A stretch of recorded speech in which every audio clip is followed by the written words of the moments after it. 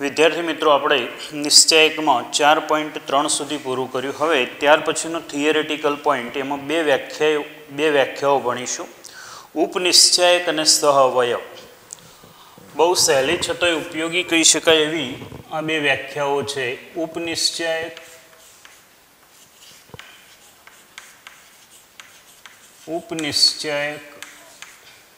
અને સહઅવયવ.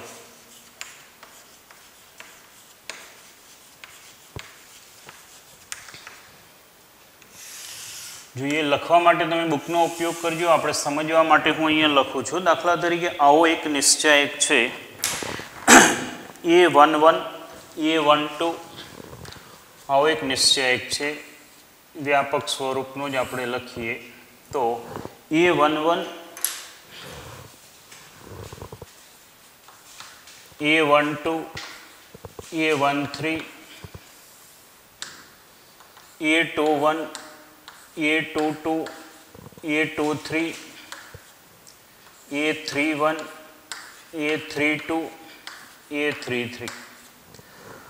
આ નિશ્ચયકના દરેક ઘટક માટે ઉપનિશ્ચયક અને સહઅવયવ મળશે. તો ઉપનિશ્ચયકની વ્યાખ્યા આવી થશે: નિશ્ચયકના કોઈ પણ ઘટક જે હાર, એટલે કે AIJ માટે કહીએ તો આ આઈની હાર અને જેમાં સ્તંભનો ઘટક છે. આઈની હાર અને જેમાં સ્તંભનો ઘટક છે. તો આ ઘટક જે હારમાં આવતી હોય તે હાર અને જે સ્તંભમાં આવતી હોય એ સ્તંભ સિવાયના ચાર ઘટકોને આપણે એની એ જ સાપેક્ષ સ્થિતિમાં મૂકી દઈએ તો જે મળે એને એ ઘટકનો ઉપનિશ્ચયક કહેવાય. જુઓ પેજ 100 પર વ્યાખ્યા એક આપેલી છે. નિશ્ચયકનો ઘટક AIJ એ આઈની હાર અને જેમાં સ્તંભમાં આવેલો છે. આ હાર અને સ્તંભને દૂર કરી બાકીના ઘટકોને તે જ સ્થિતિમાં રાખી મળતા નિશ્ચયકને AIJનો ઉપનિશ્ચયક કહે છે.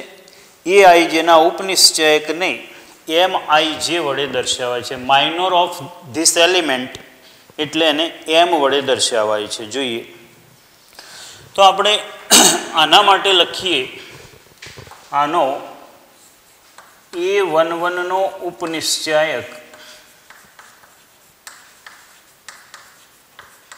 એના માટે સિમ્બોલ થશે M11 અને પહેલી હાર અને પહેલા સ્તંભનો ઘટક છે. એટલે પહેલી હાર અને પહેલા સ્તંભ સિવાયના ઘટકોને એ જ સાપેક્ષ સ્થિતિમાં મૂકો. આ ચાર ઘટકો અને આ ઘટકનો ઉપનિશ્ચયક કહે છે. હું નવે નવ ઘટક માટે લખી શકાય. દાખલા તરીકે બીજા ઘટક માટે લખું તો A12 નો ઉપનિશ્ચયક, A12 નો ઉપનિશ્ચયક ઇક્વલ ટુ M12 લખાશે. અને M12 એટલે પહેલી હાર અને બીજા સ્તંભ સિવાયના ઘટકો. પહેલી હાર અને બીજા સ્તંભ સિવાયના ઘટકો A21 A23 A31 અને A33. આવી જ રીતે દાખલા તરીકે A13 નો ઉપનિશ્ચયક equal to M13 equal to પહેલી હાર અને ત્રીજા સ્તંભ સિવાયના ઘટકો. પહેલી હાર ત્રીજા સ્તંભ સિવાયના ઘટકો A21 A22 A31 A32. આવી જ રીતે બાકીના હજુ આ 6 ઘટકો જે રહ્યા, આ 6 ઘટકોના ઉપનિશ્ચયક લખી શકાય, જેને ઉપનિશ્ચયક માઇનોર ડિટર્મિનન્ટ કહેવાય. એટલા માટે એને કેપિટલ M વડે દર્શાવાય છે. હવે કોઈ પણ ઘટકના ઉપનિશ્ચયકને, આ ઘટકનો ઉપનિશ્ચયક આ છે, આને આપણે -1/i+j વડે ગુણીએ. આ ઘટકને આપણે -1/i+j વડે ગુણીએ તો એનો સહઅવયવ મળશે. એટલે આવું કહેવાય સહઅવયવ માટે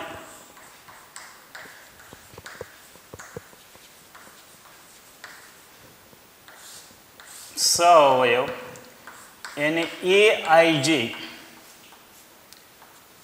સહઅવયવ માટે કેપિટલ A નો યુઝ કરીશું આપણે.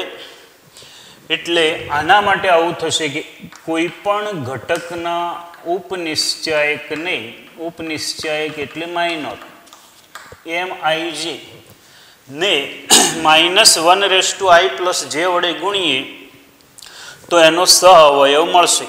તો દાખલા તરીકે આના માટે મેળવીએ આપણે તો શું થશે A11 -1/i કેટલા છે 1 i એટલે હારનો નંબર j એટલે સ્તંભનો નંબર 1 + 1 M11 -1 ની 2 ઘાત એટલે +1 એટલે M11 ટૂંકમાં આવું થશે.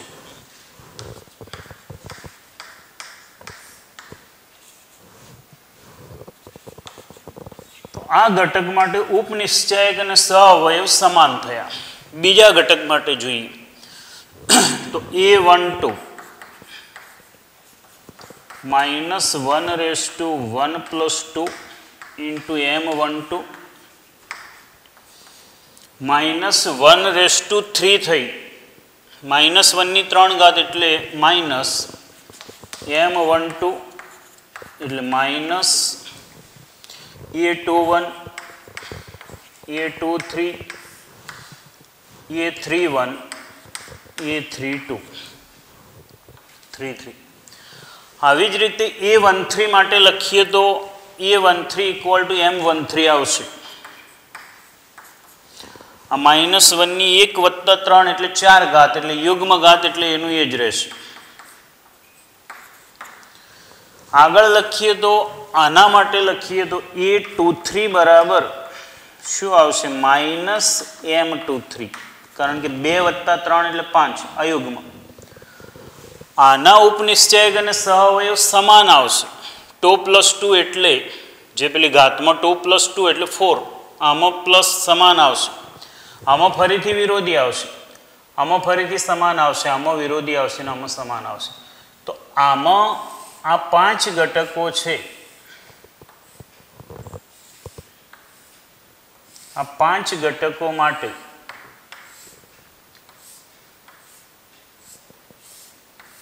ઉપનિશ્ચાયક અને સહઅવયવ સમાન આવશે. આમાં યુગ્મ થાય છે 1 + 1 2 1 + 3 4 2 + 2 4 3 + 1 4 3 + 3 6. એટલે આ 5 ઘટકોમાં સહઅવયવ અને ઉપનિશ્ચાયક સમાન આવશે. જ્યારે આ 4 ઘટકો રહ્યા આ 4 ઘટકો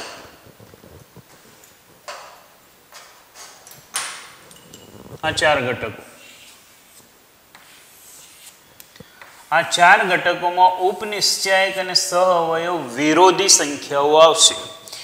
એટલે કયા ઘટકો માટે વિરોધી આવશે તો આમ એક ચોકડી બનાવીએ તો એવું કહી શકાય કે આવી ચોકડી માટે ડાયમંડ પરના 4 ઘટકોને વિરોધી આવશે. બાકીના 5 ઘટકો માટે એનું એ જ મૂલ્ય આવશે. સહઅવયવ અને ઉપનિશ્ચાયક સમાન આવશે.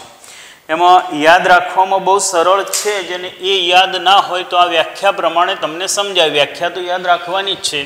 ડાયરેક્ટ ક્યારેક પૂછે તો ઉપનિશ્ચાયકમાં શું થશે કોઈ નિશ્ચાયકના કોઈ પણ ઘટકનો ઉપનિશ્ચાયક એટલે તે ઘટકની હાર અને સ્તંભ સિવાયના ઘટક તે ઘટકની હાર અને સ્તંભ સિવાયના ઘટકોને તેની તે જ સાપેક્ષ સ્થિતિમાં મૂકો એટલે એનો ઉપનિશ્ચાયક મળે. અને ઉપનિશ્ચાયકને -1/i+j વડે ગુણવાથી એનો સહઅવયવ મળે. અને i અને j એ તે ઘટકની હાર અને સ્તંભનો ક્રમ દર્શાવે છે. હવે અહીંથી જોઈએ ને તો વિસ્તરણ અહીંયા ક્લિયર મળે. જો આપણે જે વિસ્તરણ લખતા હતા એ આના ગુણાકારમાં પ્લસ લખતા હતા આના ગુણાકારમાં માઇનસ લખતા હતા અને આના ગુણાકારમાં ફરી પ્લસ લખતા હતા. એવી જ રીતે બીજી હારથી સાદુરૂપ આપો તો માઇનસ લખાય, પ્લસ લખાય, માઇનસ લખાય. ત્રીજી હારથી આપો તો પ્લસ લખાય, માઇનસ લખાય, પ્લસ લખાય. પહેલા સ્તંભથી આપો તો આની આગળ પ્લસ આવે, આની આગળ માઇનસ આવે, આની આગળ પ્લસ આવે. Minus plus minus, plus minus અને પ્લસ. યાદ હોય તો છેક શરૂઆતમાં પહેલું જ વિસ્તરણ આપ્યું હતું એમાં પ્લસ માઇનસ કેમ આવતું હતું એ આને અનુરૂપ, આને સંલગ્ન છે એટલે હવે સમજાઈ શકે કે પ્લસ માઇનસ કેમ આવતું હતું. એટલે આપણને આવું કહેવામાં આવે કે દાખલા તરીકે આમ કહીએ, આપણે નિશ્ચયકના વિસ્તરણને કેવી રીતે દર્શાવતા હતા? આ નિશ્ચયકનું વિસ્તરણ A11 એના ગુણાકારમાં શું લખતા હતા? A22, A23, A32, A33 minus A12 એના ગુણાકારમાં લખતા હતા.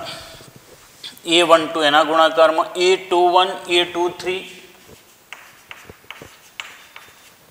A31, A33 અને છેલ્લા ઘટક A13 ના ગુણાકારમાં શું લખતા હતા? A21, A22, A31, A32. હવે મિત્રો આને શું કહેવાય? Capital A11. જો કેપિટલ A11 છે. આ જે છે આના ગુણાકારમાં માઇનસ અને આ નિશ્ચયક એ આ બે ભેગું કરો તો આવું થાય. માઇનસને નિશ્ચયક સાથે ગુણી લો તો આ થઈ જાય અને એ કોનું મૂલ્ય છે? આનું મૂલ્ય, એટલે આવું થાય. અને એવી જ રીતે A13 અને આ છે A13. તો નિશ્ચયકનું વિસ્તરણ આવું થાય. કોઈ પણ હારના ઘટકો અને તેના જ સહઅવયવોનો ગુણાકાર કરી અને એ બધાનો સરવાળો કરો તો નિશ્ચયકનું મૂલ્ય મળે છે. નિશ્ચયકની કોઈ પણ હાર કે કોઈ પણ સ્તંભના ઘટકોને તેના જ સહઅવયવો વડે ગુણી અને એ બધાનો સરવાળો કરવાથી નિશ્ચયકનું મૂલ્ય મળે છે. પેજ નંબર 103 પર જો તો ટેક્સ્ટબુકમાં 103 પર 5મા નંબરનું એટલે કે પહેલો જ પ્રશ્ન જુઓ. જો ડેલ્ટા ઇક્વલ ટુ આ જ નિશ્ચયક આપેલો છે અને AIJ નો સહઅવયવ કેપિટલ AIJ હોય તો ડેલ્ટાનું મૂલ્ય કયું થાય? તો એ વિકલ્પમાં A11 સાથે આનો સહગુણક ગુણેલો છે એટલે નહીં આવે.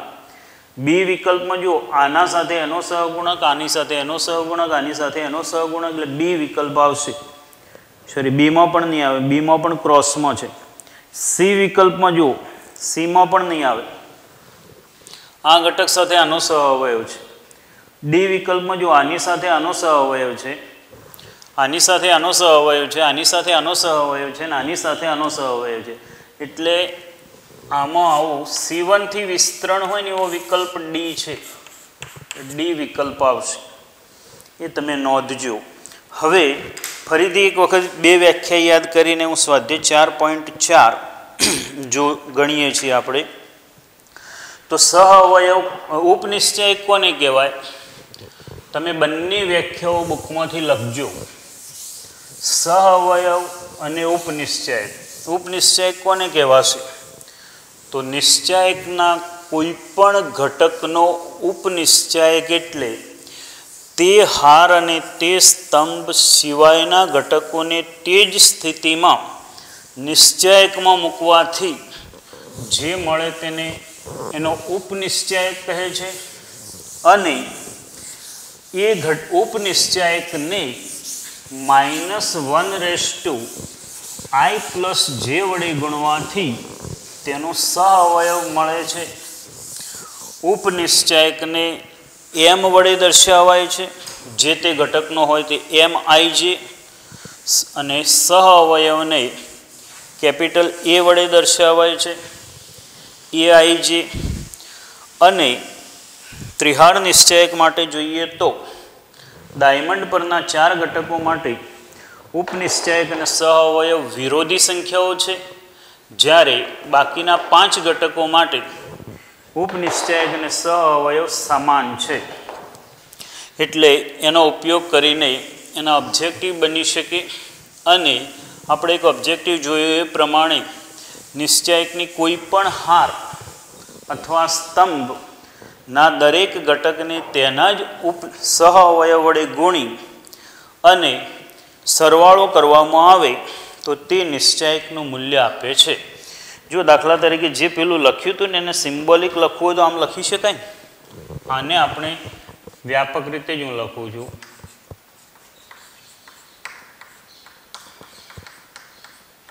પહેલી હારથી વિસ્તરણ આપ્યું એવું કહેવાય.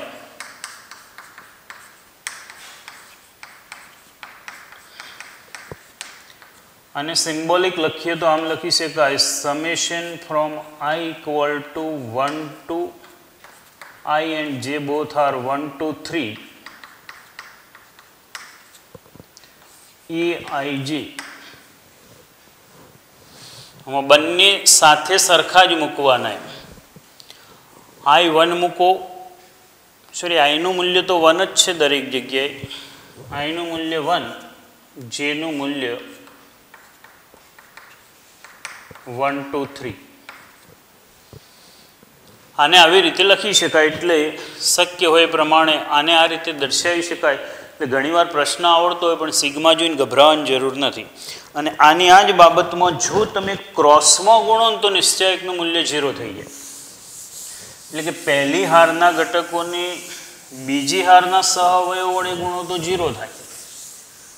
એનો અર્થ કે જે આપણે પાંચમો ઓબ્જેક્ટિવ ગણ્યું ને 103 પેજનું, એમાં ડી સિવાયના બધા વિકલ્પમાં જવાબ 0 થાય.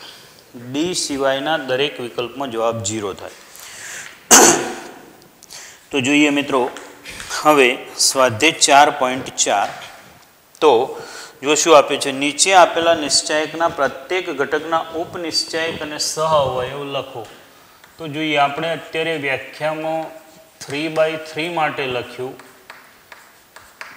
2/2 માટે પણ જોઈ લ્યો.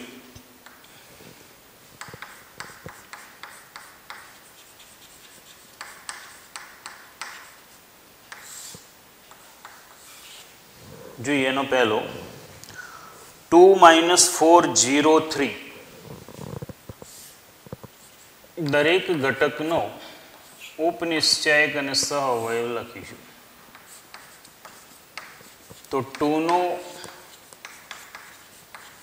ઉપનિશ્ચાયક ઇક્વલ ટુ, હવે 2 નો ઉપનિશ્ચાયક 2 ની હાર અને 2 નો સ્તંભ દૂર કરી દો, 3 વધ્યો. આને નિશ્ચાયકમાં લખવાનું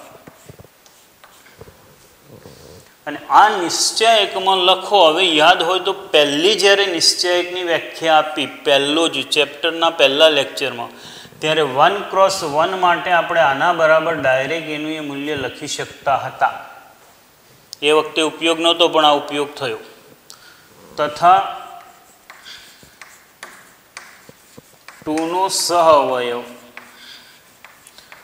હવે જો મિત્રો આ ઘટક માટે સહઅવયવને ઉપનિશ્ચાયક સરખો હશે, પ્લસ માઇનસ પ્લસ અને માઇનસ. ગમે ત્યાંથી પહેલા ઘટકથી શરૂ કરીને ગમે તે દિશામાં ચાલો પ્લસ માઇનસ લખો એટલે આવી જાય, એટલે 3. બીજું -4 નો ઉપનિશ્ચાયક તો ઇક્વલ ટુ -4 ની હાર અને સ્તંભ દૂર કરો એટલે 0 તથા -4 નો સહઅવયવ, એમાં આગળ માઇનસ આવશે પણ 0 છે એટલે ફેર નહીં પડે, પ્લસ માઇનસ પ્લસ અને માઇનસ. 3 નો ઉપનિશ્ચાયક ઇક્વલ ટુ 3 ની હાર અને સ્તંભ કાઢી નાખો 2 ઇક્વલ ટુ 2. આના માટે એનો સહઅવયવ અને ઉપનિશ્ચાયક સરખો જ થશે. 3 નો સહઅવયવ ઇક્વલ ટુ 3 નો સહઅવયવ આ એનો એ જ ઉપનિશ્ચાયક થાય. અને આમાં પ્લસ ને માઇનસ 0 નો ઉપનિશ્ચાયક જીરોનો ઉપનિશ્ચયક -4 અને જીરોનો સહ અવયવ માઇનસ અને માઇનસ એટલે પ્લસ.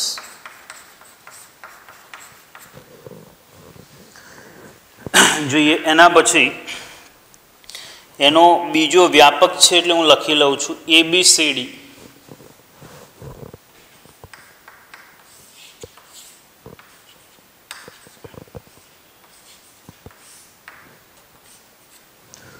તો એનો ઉપનિશ્ચયક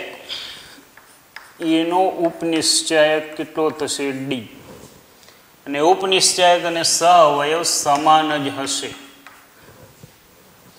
પછી C નો ઉપનિશ્ચયક કેટલો થશે B, અને સહ અવયવ થશે -B. એક જ નિયમ યાદ રાખવાનો, પ્લસથી સ્ટાર્ટ કરી અલ્ટરનેટ ચાલવાનું. આનો સહ અવયવ લખીએ તો પેલો ઉપનિશ્ચયક લખીએ તો આનો ઉપનિશ્ચયક C અને એનો પ્લસ માઇનસ, અહીંયા માઇનસ આવશે,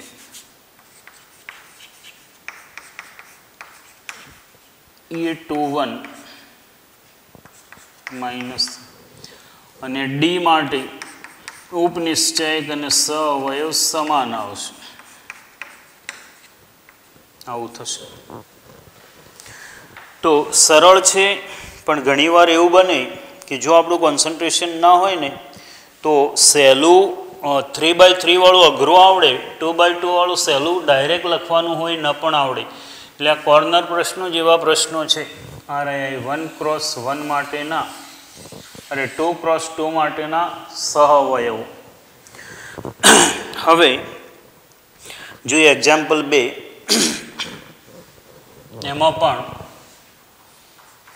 દરેક ઘટકનો ઉપનિશ્ચયક અને સહ અવયવ લખવાનો છે. 2 પ્રશ્નો છે, આપણે એક માટે લખીએ, બીજામાં થોડાક મોટા ઘટકો છે એટલે વધારે ઝીરો સિવાયના છે એટલે એ લખીએ.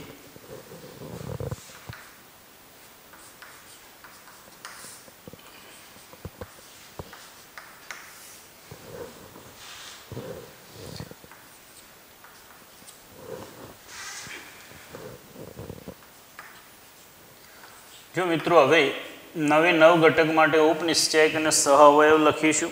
તો એની અંદર 5 ઘટકો તો એવા છે કે જેના ઉપનિશ્ચયક અને સહ અવયવ સમાન છે, અને સિમ્બોલમાં જ લખીશું એટલે આપણને એ પણ યાદ રહેતું થાય. પહેલો ઘટક 1 નો ઉપનિશ્ચયક M11, 1ની હાર અને 1નો સ્તંભ દૂર કરો.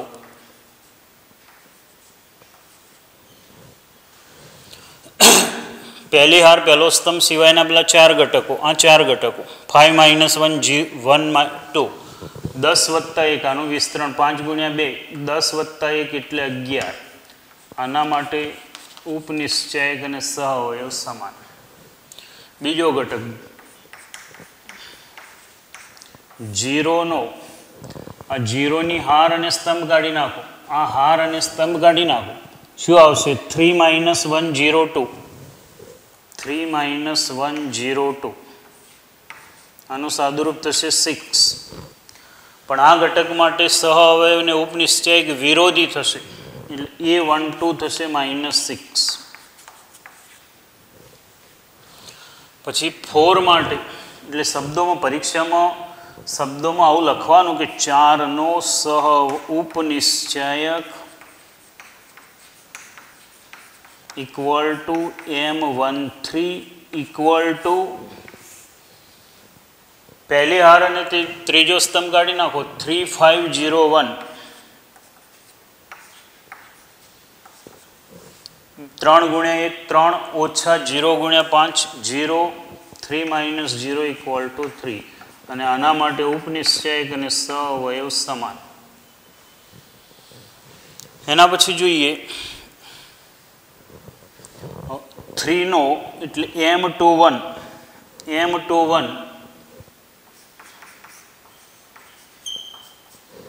બીજી હાર કાઢી નાખો, પહેલો સ્તંભ કાઢી નાખો 0 4 1 2.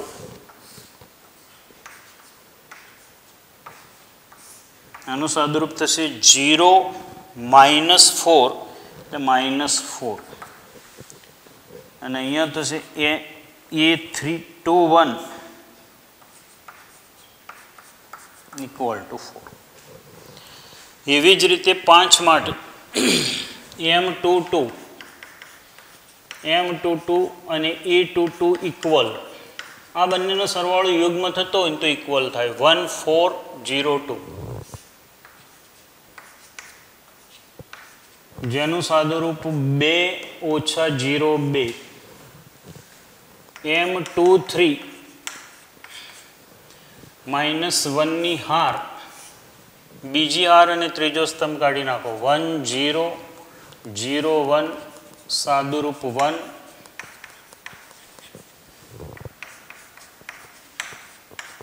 -1 વિરોધી, આ બંનેનો સરવાળો અયુગ્મ તો વિરોધી. 0 માટે M31 અને E31 ઇક્વલ 045 - 1 045 -1 0 -20 -20. 1 માટે M32 એમાં આવશે 143 -1, આનું સાદુરૂપ કેટલું થશે -1 -13 -12 એટલે -13. જો મિત્રો આ બધી બાબતોમાં સરવાળા બાદબાકીમાં ચોકસાઈ રાખવાની અઘરું નથી, પણ ભૂલ ગમે ત્યારે પડી શકે, એટલે એવા ખોટા ઓવર કોન્ફિડન્સમાં કામ નહીં કરવાનું. અને આમાં પણ ભૂલ હોય તો ચેક કરી બુકમાં જોઈ અને સુધારજો. સરવાળા બાદબાકી છે એ ભૂલ હોઈ શકે, સરવાળા બાદબાકીમાં આપણને શું દર્શાવે છે ને આવડવું જોઈએ. છતાં આપણે એક વખત ટેક્સ્ટબુકમાં નજર તો કરી લઈએ છીએ, પણ કોઈ પણ વખતે ચોકસાઈનું બહુ મહત્ત્વ છે. આ નિશ્ચયાયકમાં વિસ્તરણવાળો ભાગ આવે, જ્યારે સાદા ગુણાકારોના ઘટકો આવે ત્યારે આ બધું બહુ ધ્યાનમાં રાખવાનું. જુઓ તો અહીંયા પહેલામાં 1163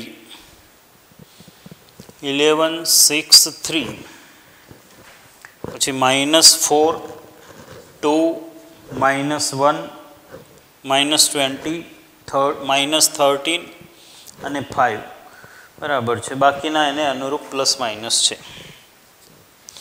જોઈએ હવે ત્રીજો દાખલો. બીજી હારના ઘટકોના સહવયોનો ઉપયોગ કરીને ડેલ્ટાનું મૂલ્ય શોધો.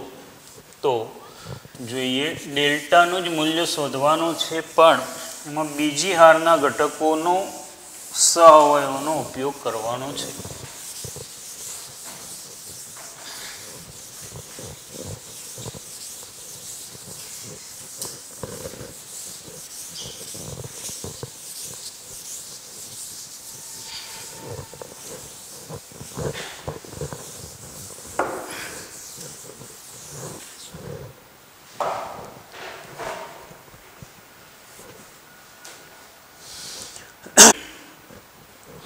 તો ત્રીજા દાખલામાં આવો એક નિશ્ચયક આપેલો છે, ડેલ્ટા ઇક્વલ ટુ 538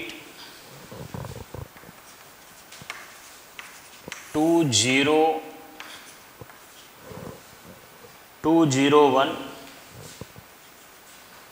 123. જોઈએ હવે આપણને એવું કહ્યું છે કે આ નિશ્ચયાયકનું મૂલ્ય એ બીજી હારના સહઅવયવના ઉપયોગથી ગણવાનું. આના સહઅવયવના ઉપયોગથી ગણવાનું. હવે બીજી હાર એટલે આમ લખીએ તો બીજી હારના ઘટકો આવા થાય. એટલે આપણે આનો ઉપયોગ કરવાનો છે. A21 into A21 plus A22 into A22 plus A23 into A23 equal to A21 એટલે બગડો, બગડાના ગુણાકારમાં આ લખીએ એટલે ઉપનિશ્ચયક અને સહઅવયવ વિરોધી થઈ જશે, એટલે અહીંયા હું માઇનસ લખીને લખું છું. શું આવશે જોઈએ? આની હાર અને આનો સ્તંભ કાઢી નાખો. 3 8 2 3. a22 એટલે 0.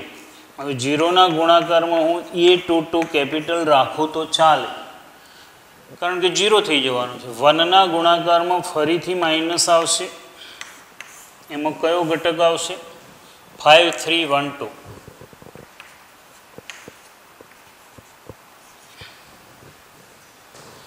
ઇક્વલ ટુ -2 આ 9 -16 પ્લસ 0 નહીં લખીએ તો ચાલશે, -1 ઇન્ટુ 10 -3 -2 ઇન્ટુ -7 1 ઇન્ટુ 7 14 -7 7. જો આવું મિત્રો કોઈ પણ પરિણામથી ગણી શકાય, આવું કોઈ પણ હાર અથવા કોઈ પણ સ્તંભથી ગણી શકાય. એ જ પ્રમાણે આમ તો ચોથો દાખલો રીત તો એની એ જ છે, પણ અજ્ઞાત સ્વરૂપ છે એટલે હું ગણાવી દઉં છું. જુઓ, એમાં અજ્ઞાત સ્વરૂપ છે એટલે હું ગણાવી દઉં. તો આવું છે એક્સ વાય ને ઝેડ અંદર આપેલા છે ને, એટલે હું ગણાવી લઉં. ત્રીજી હારથી ગણવાનું છે.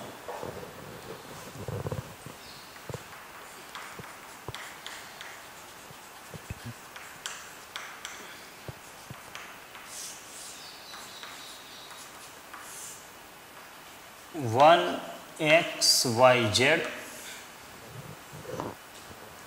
1 y z x,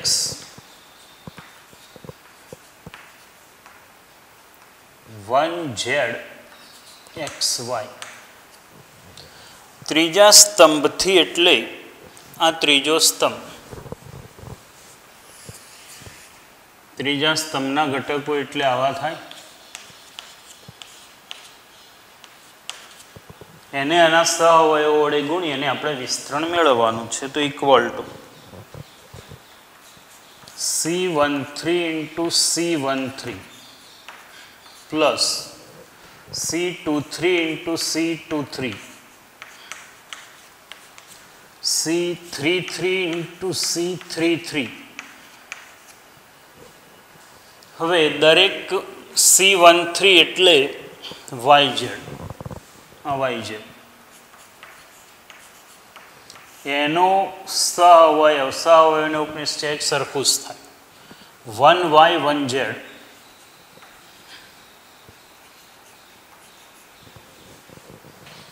C23 એટલે zx, પણ એમાં ઉપનિશ્ચયક અને સહઅવયવ વિરોધી થશે એટલે વચ્ચે માઇનસ ના લખાય, નહીં તો આખું પદ માઇનસ થઈ જાય, એટલે ગુણાકારની અંદર માઇનસ લખી. તો અહીંયા આવશે 1x 1z અને ત્રીજો ઘટક xy ઇન્ટુ 1x 1y.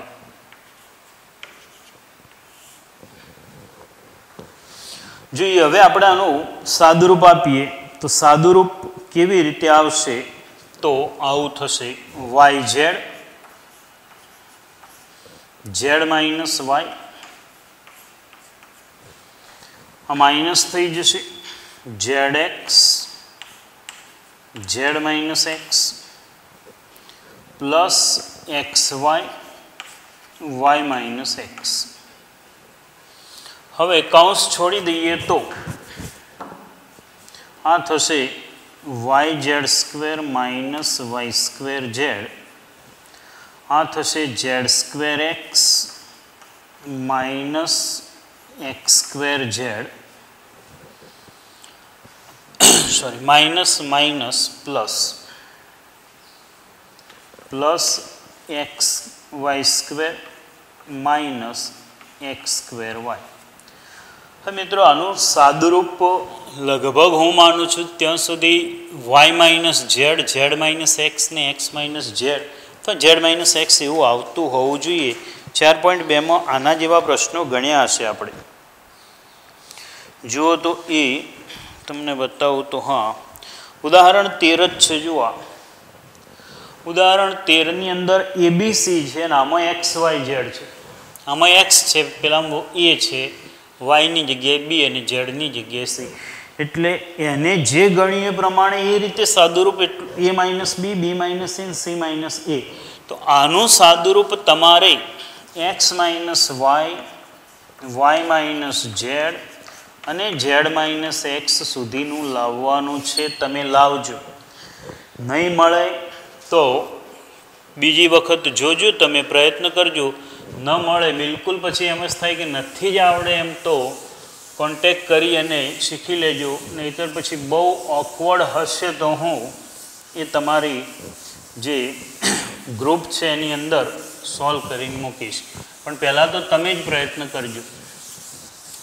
જે એનો 5મો સોલ્વ કર્યો છે.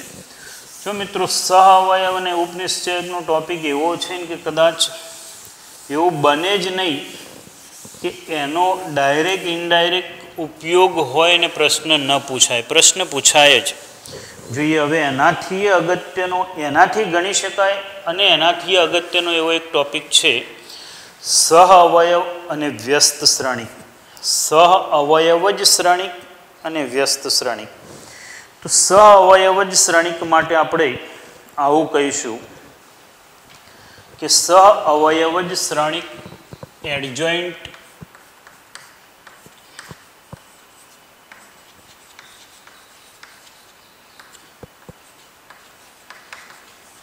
શ્રેણિકનો સહ અવયવ જ શ્રેણિક મેળવવા માટે નિશ્ચયકનો ઉપયોગ થાય છે ને માટે આ ટોપિકને નિશ્ચયકમાં મૂક્યો છે. સહ અવયવ જ શ્રેણિક પેજ નંબર 103 પર એની વ્યાખ્યા છે. તો આપણે જે દરેક ઘટકના સહ અવયવો શોધતા હતા એ જે સહ અવયવ છે એ સહ અવયવને આપણે ફરીથી શ્રેણિકની અંદર મૂકીએ અને એ શ્રેણિકનો પરિવર્ત શ્રેણિક લઈએ. એટલે જુઓ તો આવો એક આપણી પાસે શ્રેણિક છે. એ ઇક્વલ ટુ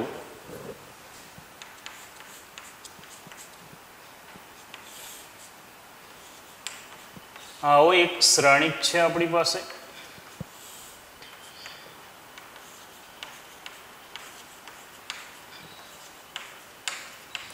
આ શ્રેણિકના દરેક ઘટકનો હું ઉપનિશ્ચયક લખું છું, સોરી સહ અવયવ લખું છું. જે આગળ વ્યાખ્યા આપી હતી. સ્મોલ a11 નો સહ અવયવ કેપિટલ A11 અને તો આવું મળશે નો ના દરેક ઘટક ને સ્થાને તેનો સહ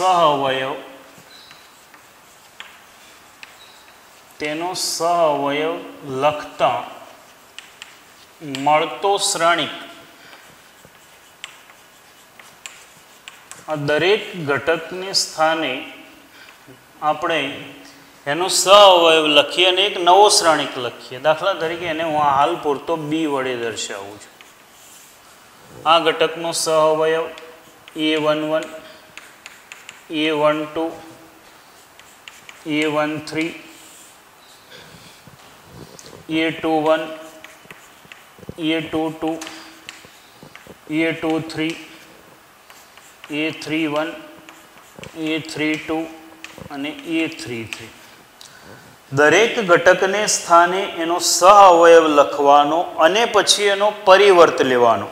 એને સહ અવયવ એટલે એડજોઇન્ટ કહેવાય છે.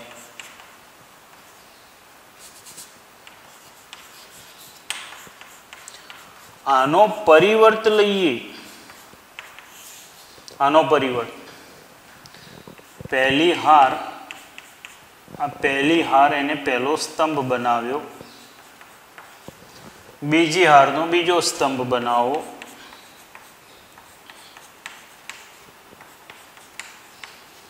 અને ત્રીજી હારનો ત્રીજો સ્તંભ બનાવો.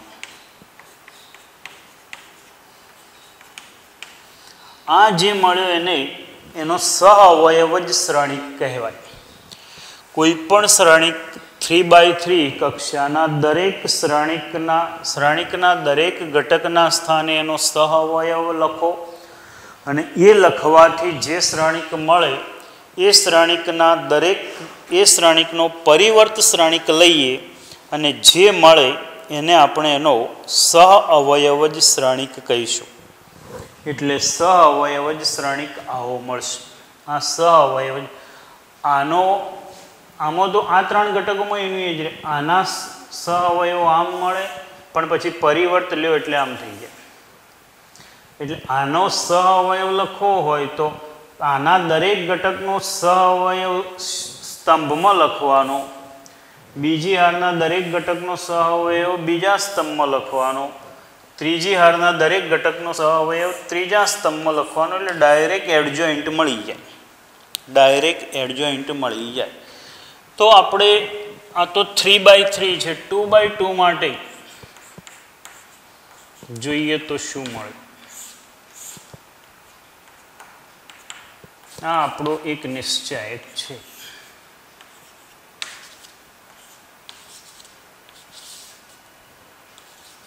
ના દરેક ઘટક ને સ્થાને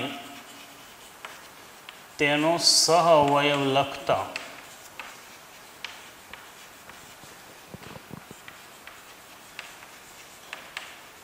મળતો શ્રેણિક B = શું થશે જોઈએ. એનો સહઅવયવ શું થાય? D. D નો સહઅવયવ E, B નો સહઅવયવ -C, C નો સહઅવયવ -B. અને આનો પરિવર્ત લઈએ તો શું? આનો પરિવર્ત લઈએ એટલે એડજોઇન્ટ મળશે. માટે therefore adjoint of E equal to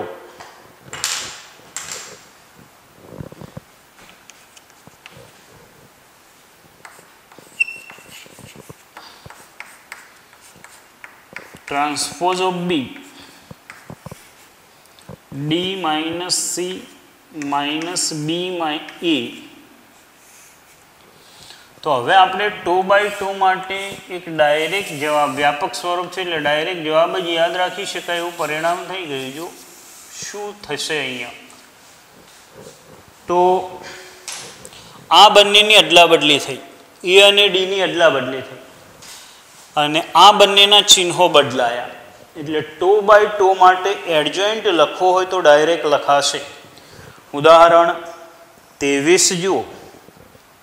તો 2/2 માટે આપણે ડાયરેક્ટ એનો એડજોઇન્ટ લખી શકીએ. શું કરવાનું રહેશે? અગ્રવિકર્ણના ઘટકોના સ્થાન બદલવાના, આ બંનેના સ્થાન બદલવાના અને આ બંનેના ચિહ્નો બદલવાના. આ બંનેના ચિહ્નો બદલવાના અને આ બંનેના સ્થાન બદલવાના. અગ્રવિકર્ણના ઘટકોના સ્થાન બદલો અને પ્રતિવિકર્ણના ઘટકોના ચિહ્નો બદલો એટલે 2/2 માં ડાયરેક્ટ સહઅવયવ જ શ્રેણિક મળી જશે. તો તમે ઉપરના આડા હોંશિયામાં પહેલે તો વ્યાખ્યા એ પેજ ઉપર લખી લેજો સહઅવયવ જ શ્રેણિકની, 103 નંબરના પેજ ઉપરથી. એડજોઇન્ટ ઓફ E એટલે કે ઉપર લખો 2/2 કક્ષાના શ્રેણિક નો સહઅવયવ જ શ્રેણિક લખવા માટે અગ્રવિકર્ણના ઘટકોના સ્થાનની અદલાબદલી કરો અને પ્રતિવિકર્ણના ચિહ્નો બદલો ડાયરેક્ટ લખી શકાય છે. ઉદાહરણ 23 જુઓ. અગ્રવિકર્ણ 2 4 હતો એ 4 2 કરી દીધો. પ્રતિવિકર્ણ 1 3 હતો એ -1 -3 કર્યો એટલે ડાયરેક્ટ જવાબ મળી ગયો. એટલે આને યાદ રાખીશું આપણે. આનો ઉપયોગ બહુ ઘણી બધી જગ્યાએ કરવાનો છે. ત્યાર પછી આપણે જોઈએ પ્રમેય 1. હવે પ્રમેય 1 એની સાબિતી માટે આપણે સાબિતીમાં નહીં જઈએ પણ એને યાદ રાખીશું. બહુ અગત્યના પરિણામો છે આ બધા. એમાંથી ઓબ્જેક્ટિવ પણ ઘણા બધા બની શકે જે કદાચ આપણા સંપર્કમાં ના પણ હોય, પણ જો જે પણ પ્રમેય છે એને સમજેલો હોય તો એનો ઉપયોગ કરીને તમે ગણી શકો. તો જોઈએ પ્રમેય એક આવો છે, n કક્ષાવાળા કોઈ પણ ચોરસ શ્રેણિક A માટે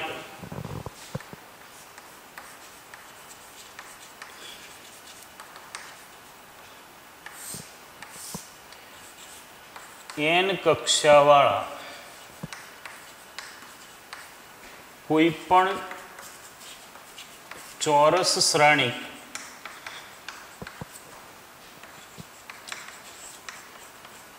A માટે A into adjoint of A into adjoint of A equal to adjoint of A into A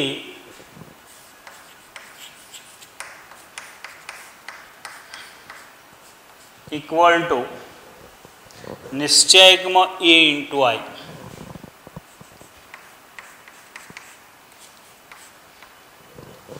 જો મિત્રો આપણી બુકના દાખલાઓમાં કદાચ આ પ્રશ્નથી બહુ ઓછા દાખલા ગણેલા હશે, પણ ઓબ્જેક્ટિવમાં આનો ઉપયોગ કરી પ્રશ્ન બની શકે. હું તમને સમજાવું. દાખલા તરીકે આ એક નિશ્ચયક છે. આગળનું એક ઉદાહરણ જ લઈ લઈએ છીએ એટલે આપણે એના વિસ્તરણ માટે સમય આપવો ના પડે.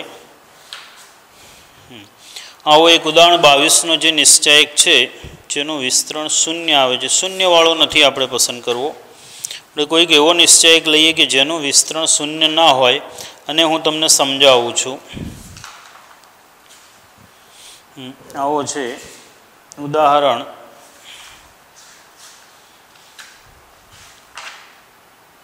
7. જો ઉદાહરણ 7 છે એમાં આવો આપેલું ડેલ્ટા ઇક્વલ ટુ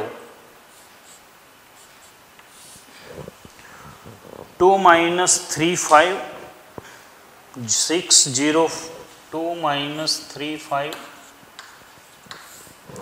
6 0 4 અને 1 5 - 7. આ નિશ્ચયકનું ઓલરેડી વિસ્તરણ આપણે જાણીએ છીએ, ન જાણતા હોય તો મેળવી શકાય. હવે આનું વિસ્તરણ એમાં કરેલું જ છે -28. હવે દાખલા તરીકે આપણને આ નિશ્ચયક માટે આવું પૂછ્યું હોય કે A into adjoint of A શોધો. એક માર્કના ઓબ્જેક્ટિવમાં આવું પૂછ્યું છે. A into adjoint of A શોધો. હવે જો આપણે આ પરિણામ ન જાણતા હોઈએ તો શું કરવું પડે? આ શ્રેણિક છે, આ શ્રેણિક આ નિશ્ચયક છે. એ જે શ્રેણિકનો નિશ્ચયક છે આપણે જાણીએ છીએ E એટલે આ નિશ્ચયક છે આનો. તો શું કરવું પડે અહીંયા? જો આપણે આ પરિણામ ન જાણતા હોઈએ તો આના દરેક ઘટકનો સહઅવયવ લખી બીજો એક શ્રેણિક લખવાનો, એનો પરિવર્ત લેવાનો, એ પરિવર્ત લઈ અને એ એડજોઇન્ટ મેળવવાનો, એ અને એના એડજોઇન્ટનો ગુણાકાર કરવાનો શ્રેણિકના નિયમ પ્રમાણે. પણ જો આપણે આના બરાબર આ નિયમ જાણતા હોઈએ તો શું થાય?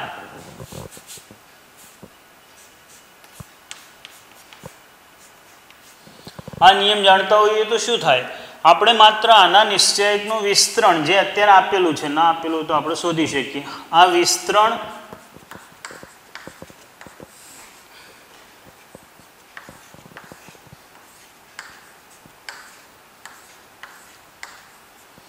બસ -28 ને અંદર ગુણી દો. કેટલો સરળ પરિણામ થઈ ગયું જુઓ તો અહીંયાથી. હવે આ પરિણામ જો આપણે ન જાણતા હોઈએ તો ટેમ્પરરી આનો જવાબ મેળવી તો શકીએ, પણ 4 માર્કના દાખલાથી પણ મોટો પ્રશ્ન સોલ્વ કરવાનો થાય અને 1 માર્કના MCQમાં એટલો સમય જાય તો પછી આપણને 100% સમયની તકલીફ પડે. એટલે આ પ્રમેય યાદ રાખશો. બહુ કામનો પ્રમેય છે. ડાયરેક્ટ કદાચ એનો કોઈ ઉપયોગ જ નથી એમ કહીએ તોય ચાલે, પણ આવા એક મેં ઉદાહરણ આપ્યું, આવા તો ઘણા બધા પ્રશ્નો બનાવી શકાય. તો મિત્રો તમે બીજી વખતમાં વ્યાખ્યા 4, 5, પ્રમેય 2, 3, 4 આટલા પરિણામો લખી રાખજો અને 4.4 સુધીના વચ્ચે આવતા ઉદાહરણો અને ઉદાહરણ 23 સુધીના પરિણામો ગણજો. બરાબર છે મિત્રો? તો આજે આપણે હવે નવું થિયરીનો પોઈન્ટ આગળ લેતા નથી, પણ આટલા સુધી રાખીએ છીએ.